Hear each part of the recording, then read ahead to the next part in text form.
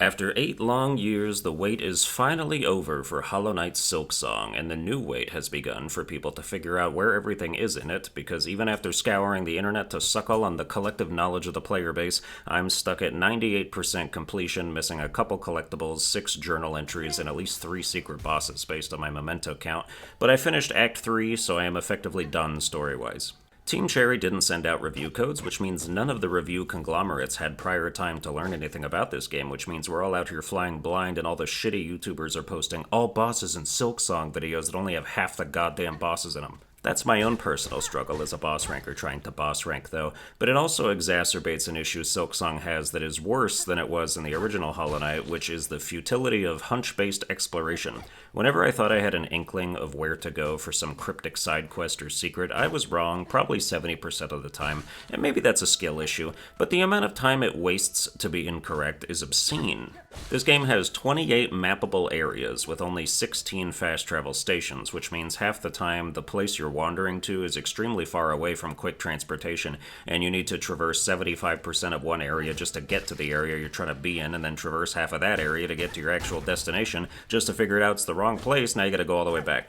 The first Hollow Knight had the Dreamgate thing you could unlock in the late game, which let you create your own fast travel teleports, but Silksong doesn't introduce its version of that until Act 3, which is a part of the game a bunch of people don't even know exists because it doesn't start until you beat the final boss the second time after having finished a secret side quest that doesn't pop up until you complete every other available side quest. And in the process of completing said side quests while doing the majority of your map exploration, you will not have this teleportation ability, and so you will be bereft of convenience for the first 30 hours or so of your playtime, give or take your completion knowledge. Hornet gets a dash and sprint ability relatively early on in the game, so you would think like, oh, this should make running from place to place way more palatable, and it does, comparatively. Like, imagine traversing these huge expanses with just the first game's dash, actual torture. But the world is also bigger to compensate, and with all the enemies littering the landscape, it's not like you can just freely sprint from place to place with no care, as evidenced by how frustrated you'll be by the game's courier delivery missions. I might be too in the weeds in this review to start with, though. Let's back up a bit. Hollow Knight Silksong can be safely described as bigger, better Hollow Knight overall. It comes with its own unique set of annoyances, but I would say they are safely eclipsed by all the cool new shit it introduces. The new movement is insane. Hornet's aforementioned dash and sprint are not only useful for exploration, but they are so integral to combat, dashing in and out of your opponent's range with a speed and precision that is objectively superior to Hollow Knight. Sprint attack into aerial attack combos, tons of varied tools and abilities to do damage from afar or bolster your stats. The options have been multiplied like 5-fold as far as how you can approach battles. You can even equip different crests you find to change your fighting style and alter your basic moves. Once I found the Architect crest, I stuck with it basically the rest of the playthrough, turning my needle attacks into long-range lance drill attacks and giving me the ability to charge my down air pogo attack in midair for added flexibility during platforming sections. Speaking of that, one complaint some newer Silksong players coming in from Hollow Knight seem to have is that Hornet's initial pogo with her default crest is a diagonal dive instead of just a vertical swipe like the first game,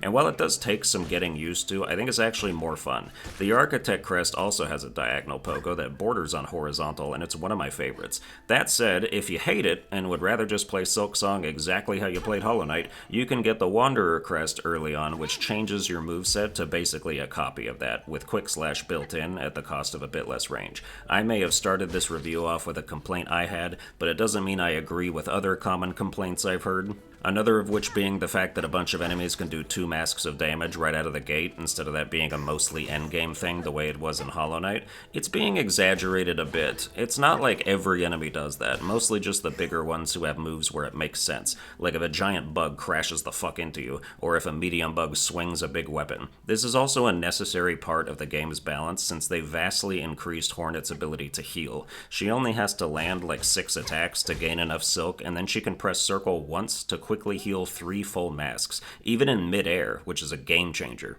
I'm always jumping away to heal now, and enemies can rarely punish it in time. Despite me saying that, though, Silksong is definitely harder than the first game, because even with these expanded options, which also require more skill to execute effectively, The enemies have become more versatile and deadly too. Their projectiles have leading-ass auto-aim that predicts your jumps and dashes before you even make them, and bosses have combo changers that react to your location and switch up their patterns accordingly mid-combo. I miss the days when a boss would do an attack, and that attack always behaved the same way, so you could actually learn it instead of having to react to it. But nowadays, the same response doesn't always work against the same attack, and it's highly frustrating. But let's get to the game graph, where we're out here judging story, graphics, mechanics, and fun as separate categories before culminating together with an overall score at the end, starting with story. I said that Hollow Knight's story was like Dark Souls, and that it's all cryptic subtext that you'll want an hour-long YouTube video to explain if you're interested. And while Silksong is more of that, I do feel like it's a bit more direct, and there's more to latch on to. I found it more compelling overall, with the addition of more likable NPCs whose journeys you're actually interested in following, like the adorable singing Sherma you want to protect at all costs, who is apparently a dude based on pronouns, but I refuse to accept that. I'm gonna get my own set of chimes and walk around going "Dami vu dori ne set" in people's faces until someone punches me. It should be annoying, but for some reason it's not. There's a lot more people to talk to in this game than in Hollow Knight, with multiple towns full of them handing out quests and info. Hornet's adventure is equal parts hopeful and bleak, and the way the world reacts to your progress makes it feel alive. I give the story a 90. Next is graphics, and if you thought Hollow Knight was gorgeous, you'll be happy to know that Silksong is also gorgeous. The locales feel more distinct and memorable, though not always for good reasons, aka biowater, but it all looks as good as Hollow Knight, if not better in some instances. I gave Hollow Knight's graphics a 95, I'm giving Silksong's a 96.